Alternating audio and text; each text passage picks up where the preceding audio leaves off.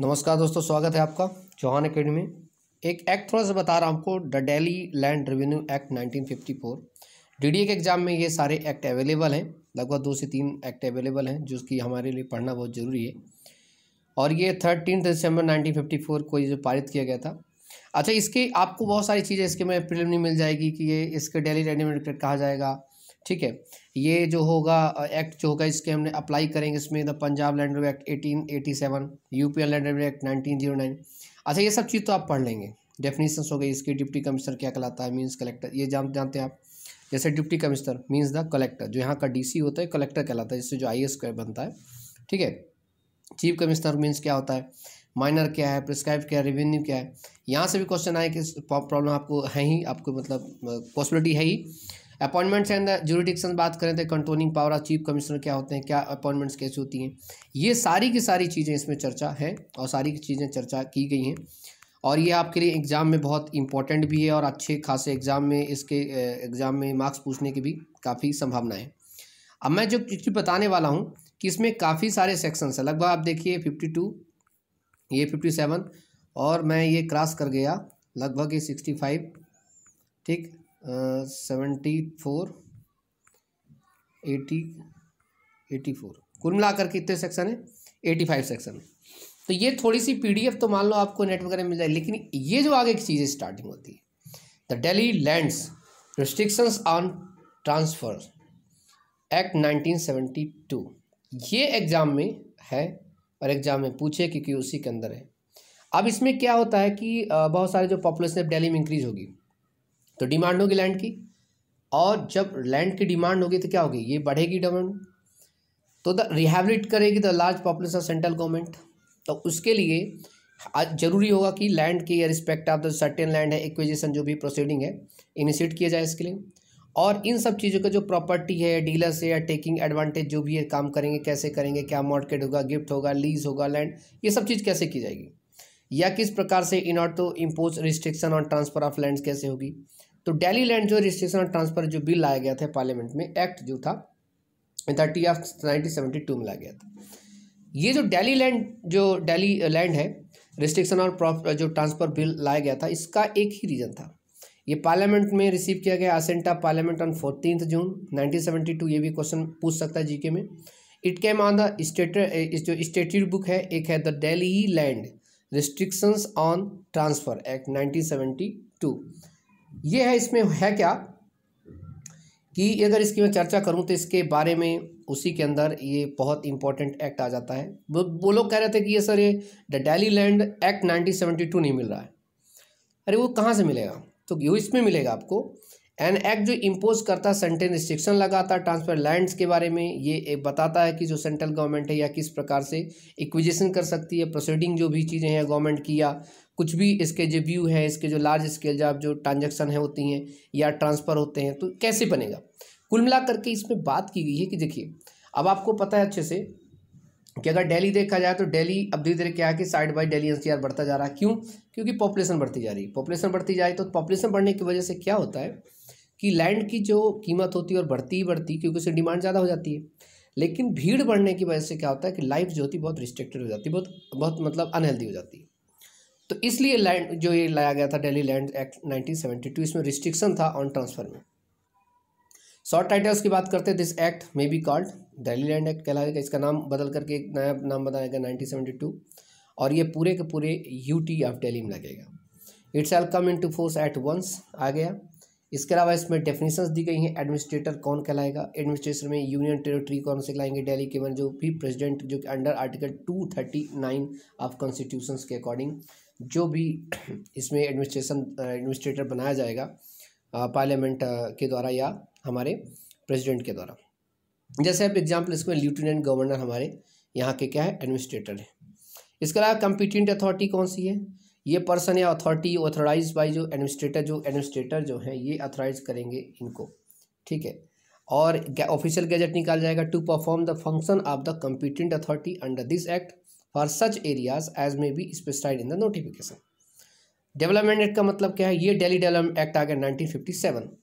अब ये दिल्ली डेवलपमेंट जो 19 एक्ट जो है 1957 है, तो ये बहुत इंपॉर्टेंट है क्योंकि ये अपने आप में एक बहुत बड़ा एक्ट है। अगर कहें तो कम से कम, नहीं तो अगर इसके पढ़ेंगे तो कम से 100 पेज तो इसके खुद के हैं। ठीक है, तो काफ़ी हैवी है। प्रिस्क्राइब का मतलब होता है by rules made under this act.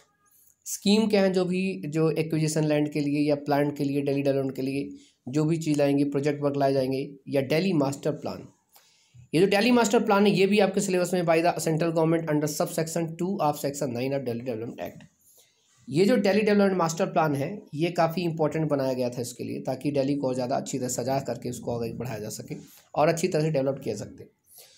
Provision on transfer of land accrued by the central government. इसका मतलब क्या है, कोई भी पर्सन जो है ट्रांसफ़र करता है, सेल करता है, मॉर्गेज का गिफ्ट लेता है, लीज देता है, कोई भी, ठीक है, तो अगर वो यूटी में है, दिल्ली है, तो which has been acquired by central government under the land acquisition act 1984। फिर से एक और एक्ट इसके अंदर आ गया, तो ये कहोगे 1984 नहीं मिल रहा।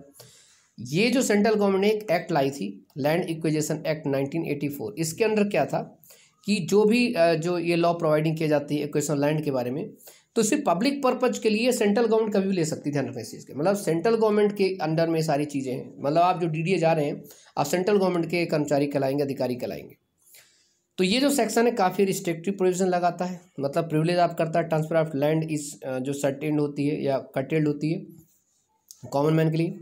तो जिस प्रकार की जब हम कोई लैंड देते हैं, एक्वायर्ड करते हैं सेंट्रल गवर्नमेंट के लिए, तो इसी लैंड एक्विजिशन एक्ट 1894 हो या कोई भी लॉ जो अभी बनाए गए हैं, तो पब्लिक पर्पज के लिए, जैसे आप दिल्ली मेट्रो जो बनती है, DMRC आप देखिए तो वो क्या है, वो भी तो पब्लिक इंटरेस्ट के लिए तो ले लेती है। अगर आपका घर पड़ रहा है, आपकी ज़मीन पड़ रही है, उससे कोई फ़र्क नहीं पड़ता। अगर गवर्नमेंट का है या गवर्नमेंट को नीड है पब्लिक के लिए, तो उसको ले लेगी। तो ये इस प्रकार का डिस्क्रिप्शन आपको ज़रूरी चाहिए, ये इस प्रकार का डिस्क्रिप्शन देना ज़रूरी है। अब मैं ये पूरी की पूरी जो चर्चा है, पूरी की पूरी जो वीडियोस है, मैं जस्ट एक इंट्रोडक्शन दिया हूँ कि किस प्रकार से चीज़ों को हम डिस्क्राइब करेंगे, किस प्रकार की PDF आपको अवेलेबल होंगी, ताकि आप उसको ढंग से पढ़ सकें। अब जैसे प्लानिंग असिस्टेंट के लिए सिर्फ टाइम है कितना, 18 से उनका पेपर है, और नायब तहसीलदार का 29 है। अगर ढंग से देखा जाए, अगर शॉर्ट कोर्स या क्रैश कोर्स भी किया जाए, तो अच्छा इसमें परफॉर्मेंस किया जा सकता है। क्योंकि सबसे बड़ी बात है, किसी को उम्मीद नहीं थी कि एग्ज़ाम इतना जल्दी होगा। तो इसका मतलब सभी एक ही लाइन में खड़े हैं, ठीक है। अब मुकद्दर का सिकंदर वो होगा बॉस, जो इस 15 दिन के अंदर, खासकर प्लानिंग असिस्टेंट वालों को पहले बताऊंगा, फिर नायब तहसीलदार वालों को बोल रहा हूँ बाद में। जो प्लानिंग असिस्टेंट के लोग हैं, उनके पास तो 45 वैकेंसीज हैं और कंपटीशन उतना ज़्यादा नहीं है। क्यों नहीं है, उसकी रीज़न बताता हूँ। क्योंकि बहुत सारे लोग तो फॉर्म भरे, अभी तो बहुतों को पता भी नहीं कि एडमिट कार्ड भी आने वाला है या कि 2018 को पेपर है। अब इधर परेशान हो रहे हैं। तो मैं आपको बता रहा हूँ, एक होता है, विश्वास होता है। बिलीव बहुत बड़ी चीज़ होती है। अगर विश्वास है, अगर आपके अंदर, आपने भी देखा होगा कि अगर कोई चीज़ आपके अंदर विश्वास है कि ये होगा, तो होता है। तो उसी प्रकार से एक भरोसा करें कि हाँ, एकेडमी है, चौहान एकेडमी ने अगर कहा है, तो 15 डेज़ के जो शॉर्ट जो एक क्रैश कोर्स आपको दिया जा रहा है, ये काफ़ी इंपॉर्टेंट है आपके लिए। अगर इसको आप करते हैं तो मुझे ऐसा लगता है कि आप अच्छे मार्क्स तो पा सकते हैं। साथ ही साथ मुझे इतना पता, यकीन है आप पर, कि आप में से ही मेरे जितने भी स्टूडेंट हैं, कैंडिडेट्स हैं, ये सिलेक्शन पाएंगे। क्योंकि आज दिन रात मेहनत करते हैं हम आपके लिए, ठीक है। आप इसके लिए इतना जो कुछ करते हैं, इसके लिए फ़ीस तो ले नहीं सकते यार, ना तो आप फीस दे पाओगे, क्योंकि अब 15 दिन के लिए क्या फ़ीस दे पाओगे। हमारी रातों की नींद हराम है, या जो हम रात में जग करके पूरी चीज़ें PDF फाइल, वीडियो फाइल, ये सब बनाते हैं, उसकी PDF, उसकी चार्ज तो अब दे नहीं पाओगे। उसके लिए बस एक सहयोग राशि है, ताकि जो भी वर्कर्स काम कर रहे हैं, जो भी लड़के लगे हुए हैं, जो भी हमारी स्टाफ लगा हुआ है, उसको कम से कम ये सब हो सके कि हम उसको कुछ दे सकें।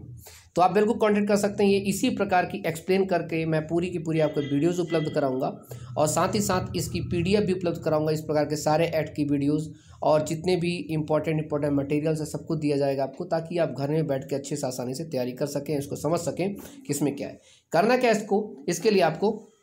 इसके लिए मैं आपको 2 नंबर दे रहा हूँ। एक हमारा है 7827282211। देखिए, इस नंबर पे आप व्हाट्सअप कर दीजिएगा।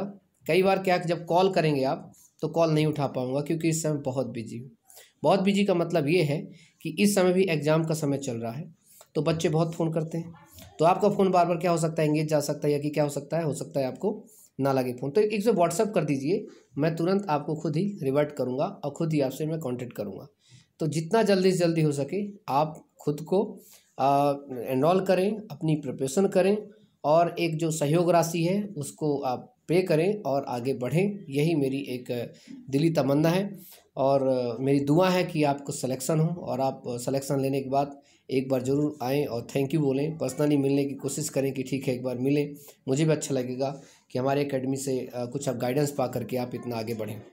ओके दोस्तों, इसी के साथ जय हिंद, टेक केयर।